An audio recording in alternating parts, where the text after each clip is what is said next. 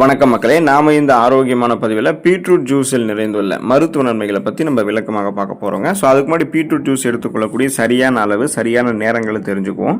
சரியான அளவு பார்த்தீங்கன்னா ஒரு நாளைக்கு 150லேருந்து ஆரம்பித்து 200 மில்லிலிட்டர் வரைக்கும் தோல் சீவிய நடுத்தர அளவு பீட்ரூட் வந்து நீங்கள் எடுத்துக்கொள்ளலாம். அதுவே பாதுகாப்பானது, போதுமானது உங்களுக்கு.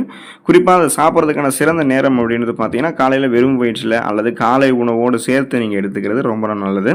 இப்போ நீங்கள் உடற்பயிற்சி செய்கிறீங்கன்னா உடற்பயிற்சி அல்லது விளையாட்டு நடவடிக்கைகளில் ஈடுபடுறதுக்கு ஒரு 1லிருந்து 2 மணி நேரத்துக்கு முன்னாடி குடிச்சிங்கன்னா உடலினுடைய ஸ்டாமினா உங்களுக்கு அதிகரிக்கும்.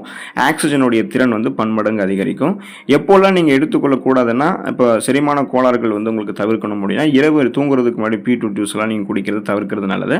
ஸோ இதை நீங்கள் தெரிந்து கொள்ளுங்கள். இப்போ பீட்ரூட் ஜூஸினுடைய மருத்துவ நன்மைகள் நம்ம விளக்கமாக பார்ப்போம். அதை பற்றி பார்க்குறதுக்கு முன்னாடி இந்த வீடியோக்கு மட்டும் ஒரு லைக் கொடுத்துட்டு இந்த தகவலை உங்களுக்கு தெரிஞ்சவங்களுக்கும் ஷேர் பண்ணிவிடுங்க. ஏன்னா இது அவங்களுக்கும் பயனுள்ளதாக இருக்கக்கூடிய ஒரு ஆரோக்கியமான பதிவு தாங்க. இது போன்ற அப்டேட்ஸ்கள் நீங்கள் தொடர்ந்து பார்க்குறதுக்கு நம்மளுடைய ஹெல்த் நியூஸ் தமிழ் சேனலை மறக்காமல் சப்ஸ்கிரைப் பண்ணி வச்சுக்கோங்க.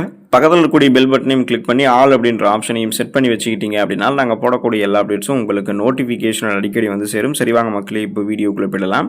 பிபி என்று சொல்லக்கூடிய பிளட் ப்ரெஷர், அந்த ரத்த அழுத்தத்தை வந்து கட்டுப்படுத்துறதுக்கு பீட்ரூட் ஜூஸ் வந்து உதவிகரமாக இருக்குங்க. ஸோ அதுக்கான காரணம் என்ன அப்படின்னா, பீட்ரூட்டில் இயற்கையாகவே நைட்ரேட்டுகள், அந்த நைட்ரேட்ஸ் வந்து அதிக அளவில் இருக்குங்க. ஸோ இதனுடைய செயல்பாடு என்னென்னா, நம்ம பீட்ரூட் ஜூஸ் வந்து குடிக்கும் பொழுது இந்த உடல் வந்து நமக்கு என்ன பண்ணும் அப்படின்னா, அந்த நைட்ரேட்டுகளை வந்து நைட்ரிக் ஆக்சைடாக நமக்கு வந்து மாற்றி கொடுக்கும். ஸோ இதனால் நம்மளுடைய அந்த ரத்த நாளங்கள் இருக்குங்க இல்லையா, நரம்புகள், ரத்த நாளங்கள் இருக்கக்கூடிய இறுக்கங்கள் தளர்த்தப்பட்டு ரத்த நாளங்கள் வந்து விரிவுபடுத்தப்பட்டு ரத்த ஓட்டம் நமக்கு வந்து சீராக இருக்கும். ஸோ ஒருவேளை நமக்கு அந்த ரத்த நாளங்கள், நரம்புகள்லாம் இறுக்கங்களாக காணப்படக்கூடிய நிலையை தான் நம்ம பிபி, அதாவது பிளட் ப்ரெஷர், ரத்த அழுத்தம் அப்படின்னு சொல்கிறோம்.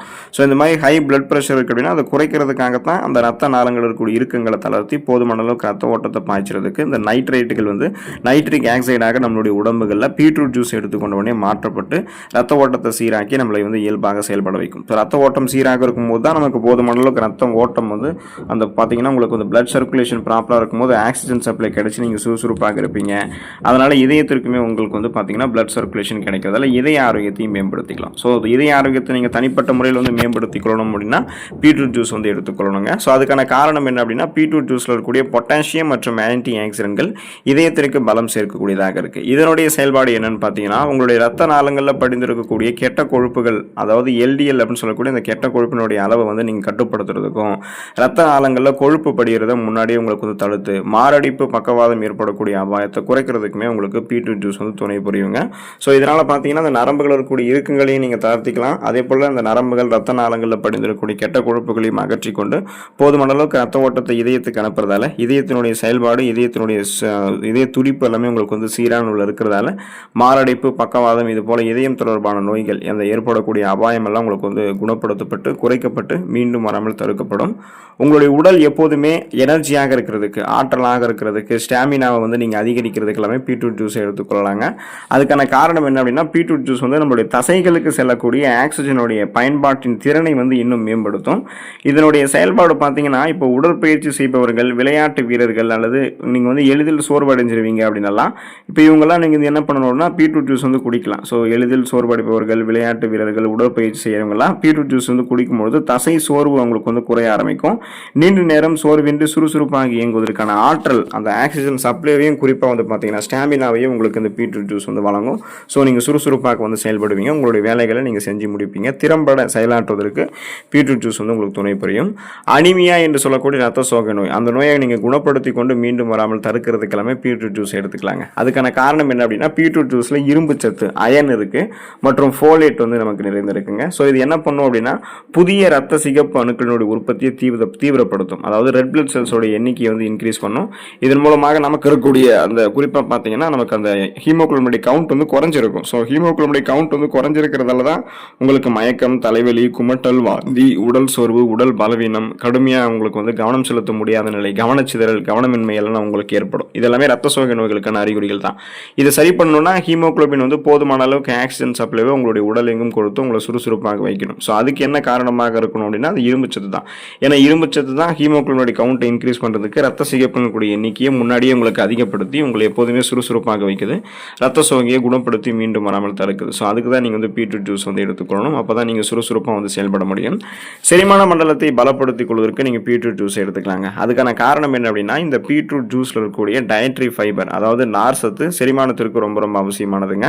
இப்போ பீட்ரூட் ஜூஸ் வந்து பார்த்தீங்கன்னா நமக்கு நீர் சத்தும் நார் சத்தும் நிறைந்திருக்கக்கூடியதாக இருக்குது. இப்போ பெரும்பாலும் நமக்கு செரிமானம் தொடர்பான பிரச்சனைகள் எதன் காரணமாக ஏற்படணும்னா போதுமான அளவுக்கு தண்ணீர் குடிக்காமல் இருக்கிறது, அப்புறம் நார் சத்து நிறைந்திருக்கக்கூடிய உணவுகளை எல்லாம் தொடர்ந்து நம்ம எடுத்துக்கொள்ளாமல் இருப்பதால் தான் நமக்கு செரிமானம் தொடர்பான பிரச்சனைகளே ஏற்படுது. ஸோ அந்த பிரச்சனைகள் விடுபடணும்னா நீங்கள் பீட்ரூட் ஜூஸ் எடுத்துக்கொள்ளுங்க. இது குடல் இயக்கத்தை சீராக்கி கான்ஸ்டிபேஷன் அப்படின்ற அந்த மலச்சிக்கல் பிரச்சனையை தீர்க்கும்.